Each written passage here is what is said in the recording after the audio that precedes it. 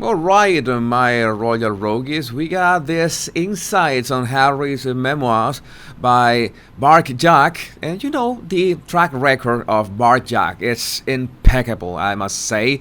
So this is quite interesting. Well, folks, H is really going for it. Educated prediction: this book will seal the deal, or more rope. Rift is wider than ever thought. H already been cut loose. I'm reading this like it's poetry because it is poetry. What is coming? And I'm sure if Barkjack says this, it's because this is what's coming. Memoir tipped it blames breakdown of mom and dad relationship squarely on father, on King Charles. This is gonna be good. We're gonna have content for I don't know years about this. These losses of desperation was a tragic end. And this is trending on Twitter right now. I haven't read it yet. However, the implications are wild.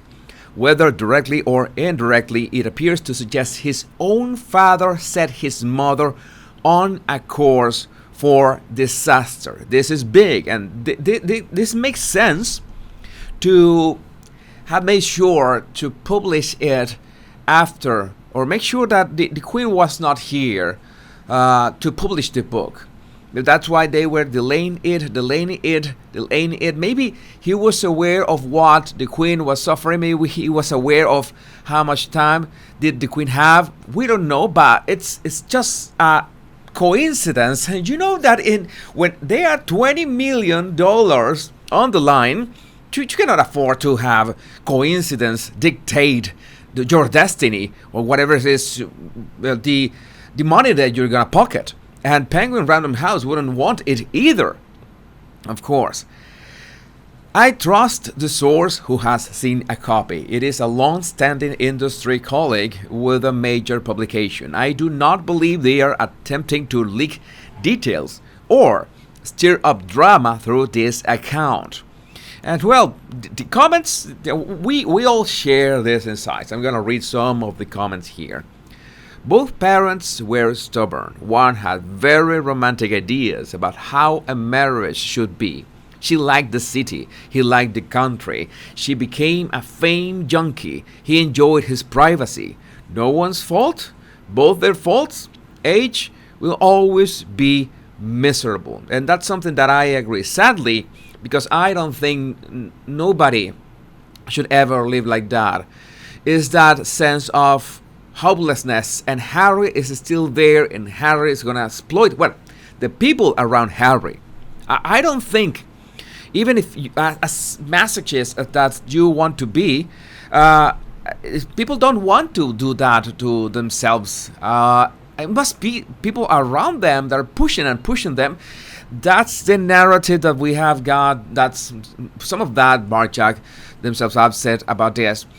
There are these forces that want to downplay Harry's involvement in these memoirs. There's a ghostwriter, of course, but at the same time, it's like for all the fallout that is going to happen, they want to downplay Harry's involvement in this. Why? Because just because they want to leave that door open just in case these things, this Mexit, this whatever they're doing, that they don't have any idea, the Montecito duo, what they are doing, if this doesn't work. And I was chatting with one of my friends here in the Mexiteer community, and it's like we know that Harry is never gonna find peace if he keeps going this way. And that is sad. For me as a human being, from human to human, from man to man, for me it's sad to say that Harry is never going to find peace this way. And I don't like to acknowledge that from any person. I firmly believe that every human being has a chance of redemption, as long as that redemption doesn't include or affect or harm any other person in the world. That's what I think. So he is blaming the very man who cleaned up after all of Hank's indiscretions, the drinking, the drugs, the racism, the attempts to fight photographers, the prostitutes, cheating in school. He's playing a dangerous game. Well, that really is the end, then, isn't it? How could he do this to his father? I presume the family know a lot more than we think we do. Or they do. I'm sure about that too. I don't think the royal family is totally unaware of this. I'm sure that Barkjack has their connections well placed, good and great connections. I don't know at what point. I would like to read in the comments if you know at which point Lady C has said something remotely like this. I really don't remember. I don't remember her saying something so on point about this, but maybe suggesting that maybe she wants to be sure. You have to read a copy, of course. Barkjack says that they know someone that has read the copy and they have completely trust on them. So we trust Barkjack. That must be the real deal.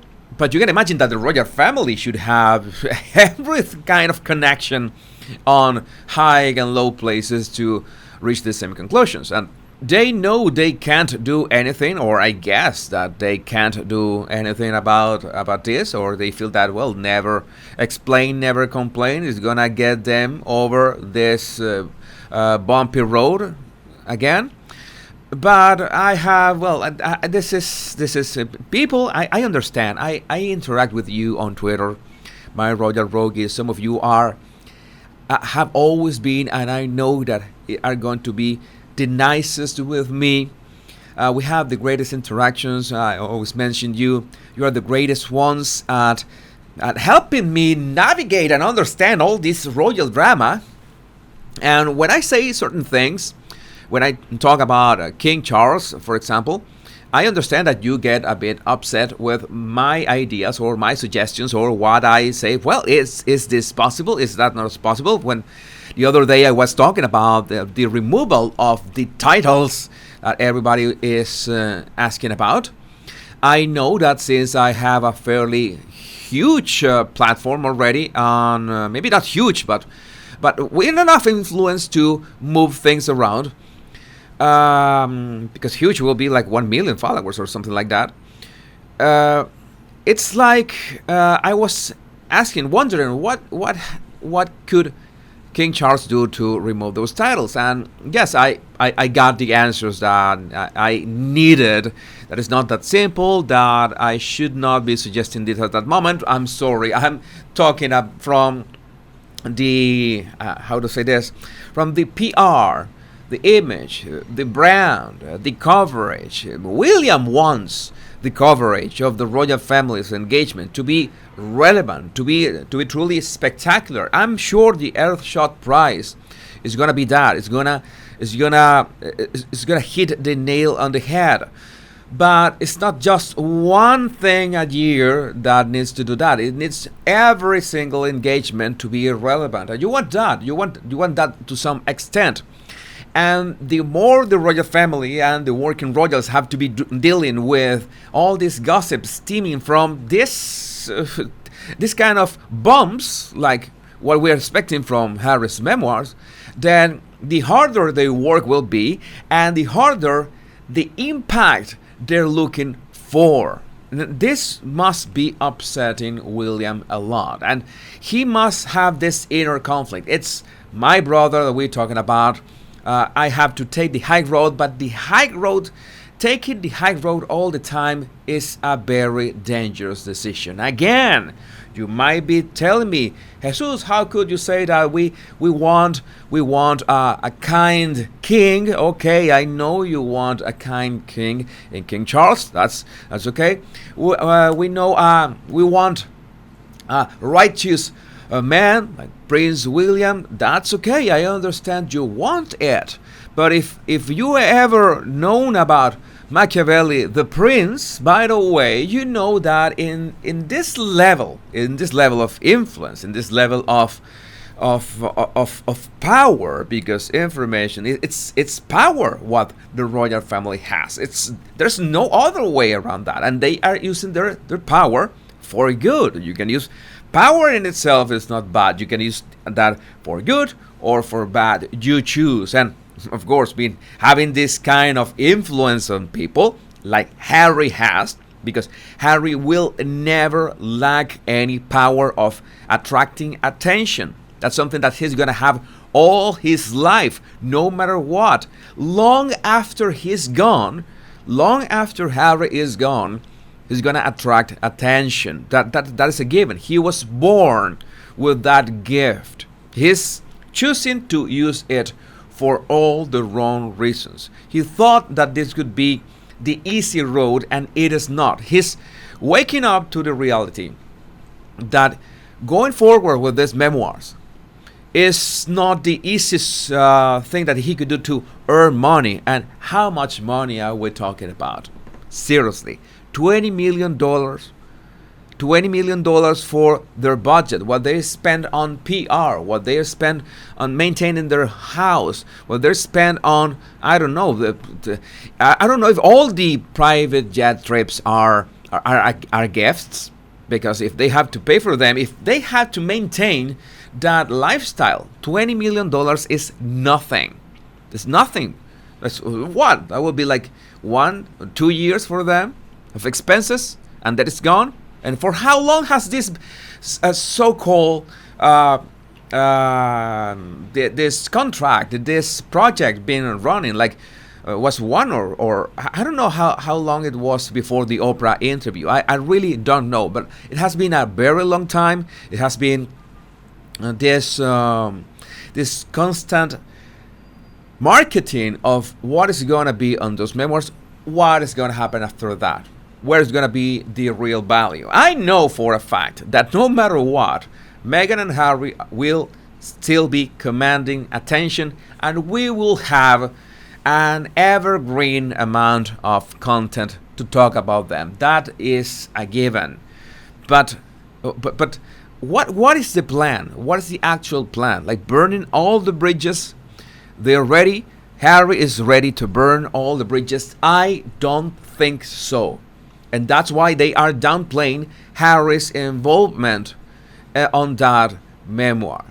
That's why they are saying, hey, ghostwriting. People are not aware of what a ghostwriter actually does.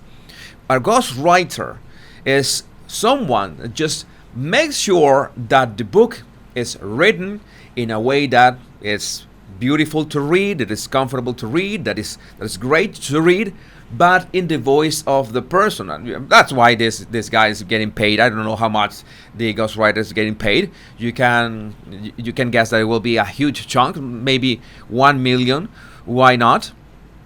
Because I'm not gonna make any jokes about Harry's voice being readable, because that's the job of a ghostwriter. It's like a tailor. It's like a tailor measures Harry and then builds a suit, a 3-piece suit that fits Harry perfectly, and that will be amazing. And Harry doesn't use a tailor. I have to say this. I'm absolutely sure he doesn't. So we are witnessing the beginning of a fallout never seen of the Harricles. The following, we are November 28th. The following 2 months is gonna rival what we saw at the Oprah interview. This is gonna rival what we saw at the Oprah interview. H was a child when his parents separated, and H remains a child in many ways, a spiteful, bitter, vengeful child. Relationships are complicated, and H most likely has a very simplistic view of what happened with his parents. Diana was a complicated soul. I agree with you wholeheartedly. Harry went off to boarding school at 8 years old. What could he possibly know about what was going on? Everyone's question. It just shows the level of disrespect from Harry. No child should ever comment on the relationship of their parents, private or public. I agree with that, because what are you going to win with it? Besides money. You will run out of money. But what are you going to do with your reputation? It's like all these people that were laid off Twitter like a week ago. like tweeting all the fallout and insulting whatever was the process that they got laid off. Hey, I understand that you're mad, but like going public with this is going to harm your opportunities to get a job in other in other places, because when they are when they ask you why did you quit your job, or why were you fired, or why did you quit your job, you're gonna say, they were making me work 8 hours a day or something like that. I'm gonna say some kind of nonsense. I'm not talking about the ones who were fired, but more that the ones who just walk away. Hey, you just walk away. You made your decision, but what you're doing publicly is going to harm yourself in the future. It's exactly what is happening here. Harry's credibility. Harry stabbing his father in the back is going to hurt his own credibility. Even if he plays as a big, oh poor Harry, and etc. But if Harry is capable, this is a very easy equation. If a man is capable of publicly stabbing his father on the back, then he's capable of stabbing anybody publicly on the back. That's as easy. I understand that our relationships with our parents are not the best, and sometimes they are just plain horrific. But unless you have to look for help, I don't know, the police or something, and you sometimes people have to do that, but this is not Harry's case. That has long been overcome.